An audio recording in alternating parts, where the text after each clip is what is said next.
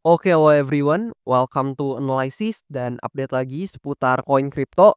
Dan di video kali ini kita akan bahas seputar Ethereum atau dengan tikernya yaitu ETH atau ETH teman-teman. Dan saya yakin sih mungkin sebagian besar audiens saya harusnya nih udah nggak asing atau udah cukup familiar dengan ETH atau ETH ini. Dan harusnya asumsi saya teman-teman itu udah pada tahu nih buat project dan juga fundamental dari Ethereum seperti apa. Dan maka dari itu mungkin di video kali ini saya akan lebih berfokus untuk deliver beberapa data-data yang menarik seputar Ethereum dan juga price action dari Ethereum ini sendiri. Dan tentu sebelum itu disclaimer alert ya, bahwasannya video ini sama sekali nggak bermaksud buat mengajak teman-teman semua menjual ataupun membeli aset tertentu dan juga sama sekali nggak bermaksud buat mempromosikan aset tertentu. So always do your own research karena this is not financial advice. Dan di sini ada sedikit intermezzo yang menarik teman-teman, di mana kalau teman-teman itu, invest nih ya, dari tanggal 1 Januari di tahun 2024 lalu, dan juga kita bandingin nih sama price action-nya sekarang, actually teman-teman itu udah round trip bahkan minus nih teman-teman. Jadi mungkin salah satu alasan yang mendasari kenapa banyak yang request nih untuk Ethereum ini sendiri adalah karena performanya ya, yang ya relatif buruk teman-teman bisa dikatakan.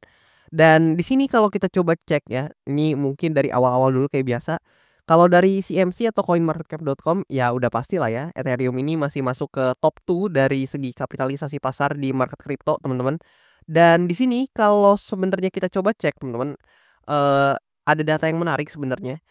Kalau kita coba lihat nih ya dari Ethereum ETF flow, di sini sebenarnya agak sedih teman-teman kalau ngelihat, ETF-nya Ethereum karena selain di tanggal 4 Maret tahun 2025 nih teman-teman, kalau kita tarik dari tanggal 24 Februari tahun 2025 sampai ke 13 Maret tahun 2025, ini actually terjadi outflow semua teman-teman, kecuali ya di tanggal 4 tadi ya, di tanggal 4 Maret 2025 tadi.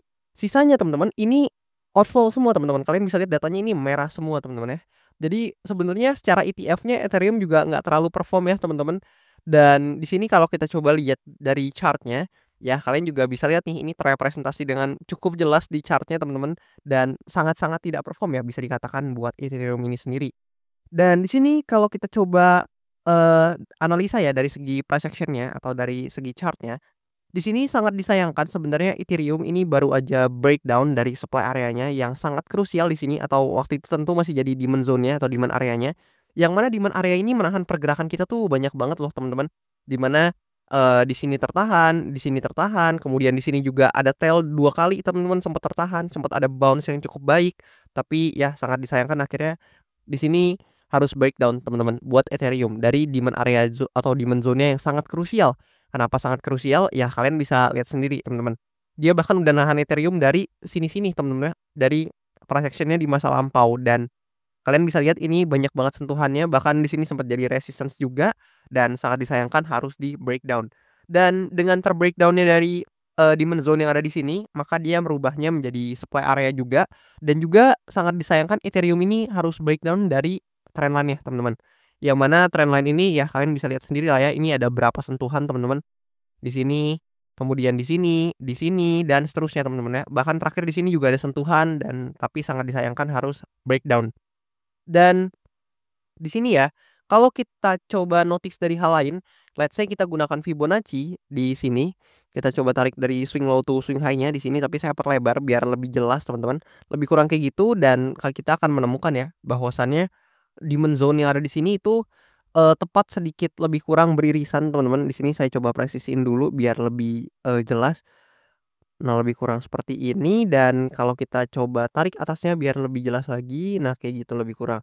Jadi lebih kurang di supply areanya di sini beririsan banget sama area Fibonacci-nya di 0,786 yang mana area, 0,618-nya di atasnya ya. Jadi ini 0,786-nya cukup beririsan dengan supply areanya atau demand zone yang di sini, tapi sayang banget ternyata ya harus di-breakdown teman-teman. Dan tentu dengan di-breakdown-nya ini tidak menjadi indikasi yang positif buat Ethereum dan di sini ada beberapa probability yang mungkin bisa saya deliver ke teman-teman seputar Ethereum ini ya. Yang pertama teman-teman, kalau dari sudut pandang saya pribadi atau dari POV saya pribadi dan tentu ini sama sekali tidak bermaksud buat mengajak teman-teman menjual atau membeli aset tertentu dan di sini teman-teman harus banget do your own research atau analisa mandiri juga. Jadi based on POV saya ini ada potensi ya buat Ethereum ini jika memang tekanan jual atau selling pressure yang masih seperti ini dan juga, eee, lebih banyak seller ya yang otomatis, melakukan penjualan Ethereum dibandingkan buyers yang melakukan pembelian. Jadi tekanan jualnya jauh lebih tinggi dari tekanan beli, maka ada potensi nih Ethereum ini bergerak lebih kurang kayak gini dan mungkin teman-teman bisa target buat Diamond Zone atau bisa pantau Diamond Zone ini sebagai salah satu target penurunan yang realistis teman-teman ya. Mengingat demand area ini juga sempat nih menahan pergerakan dari Ethereum ini beberapa kali teman-teman. Dan I think ya, kalau memang Ethereum ini ternyata dikasih di harga demand area ini atau di kisaran demand zone ini teman-teman, yaitu di range ya lebih kurang kalian bisa lihat sendiri lah ya price action-nya atau harganya di kanan, tapi ingat ini sama sekali bukan rekomendasi jual beli. Jadi kalau misalkan mungkin ya price action Ethereum ini menyentuh di kisaran demand zone di sini, I think ya saya sendiri ada kepikiran buat ya quote on quote akumulasi teman-teman.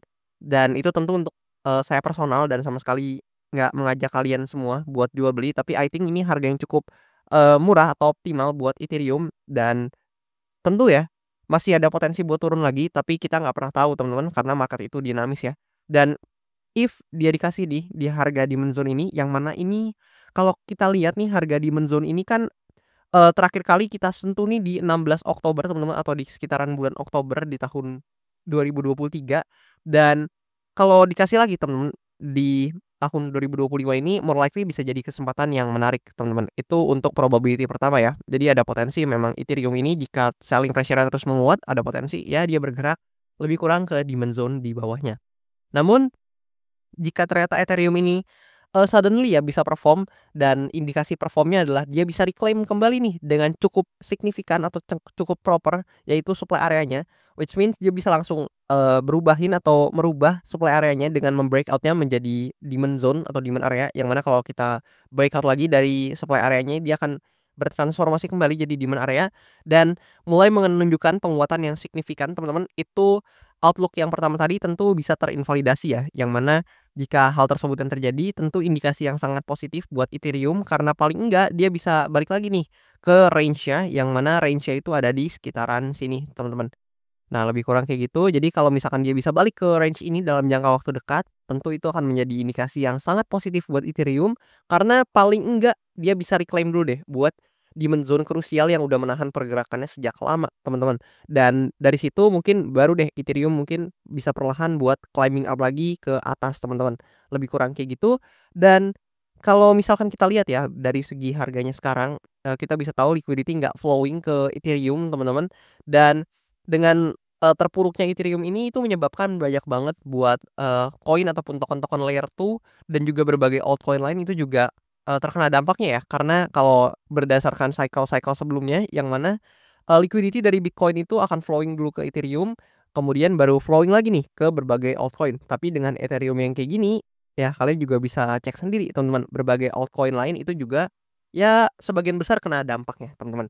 Jadi lebih kurang seperti itu dan sedikit Eee, informasi juga kalau kita lihat dari stokastik RSI-nya ini ada di area sold teman-teman atau jenuh jual, yang mana, secara teori stokastik RSI di sini ada potensi buat dia climbing up atau menuju ke, equilibrium-nya kembali dan let's see ya apakah hal tersebut akan terjadi, yang mana jika hal tersebut terjadi memang ada potensi diikuti juga dengan price action-nya. Namun melihat struktur market Ethereum atau ETH yang sekarang, tentu secara bias pelaku pasar mungkin akan lebih ke bias penjualan ya, dibandingkan bias pembelian.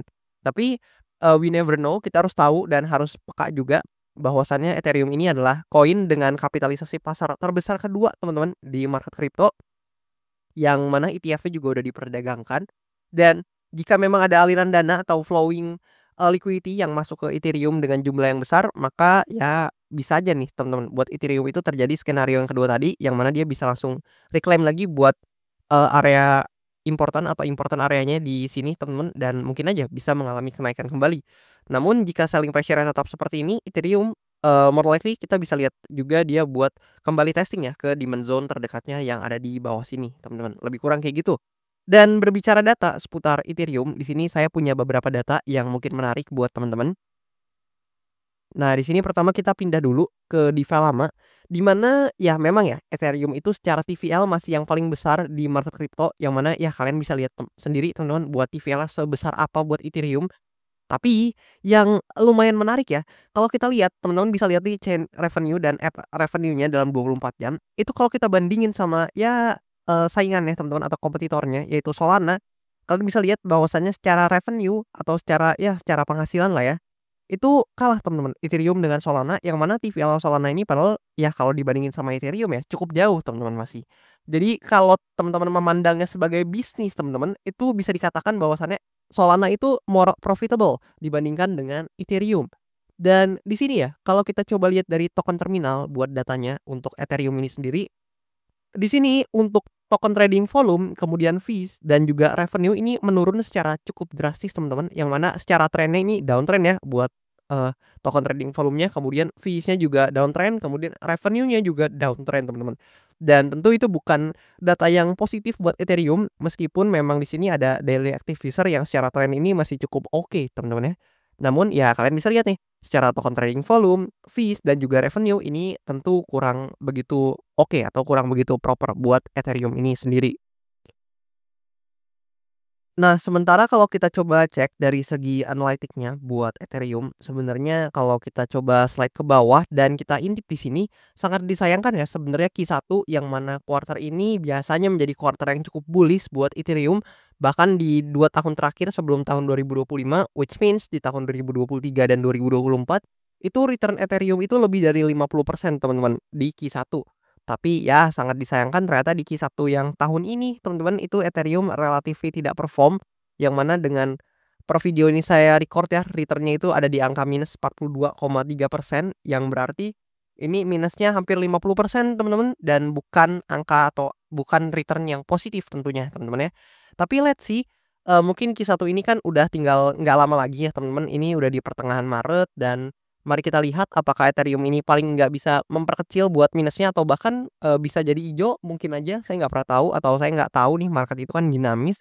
Tapi let's see paling nggak di Q2, yang mana Q2 ini juga merupakan quarter yang cukup bullish buat Ethereum, yang mana di Q2 ini Ethereum ini cuma pernah merah 2 kali, yaitu di tahun 2024 dan 2022 teman-teman. Sisanya hijau nih.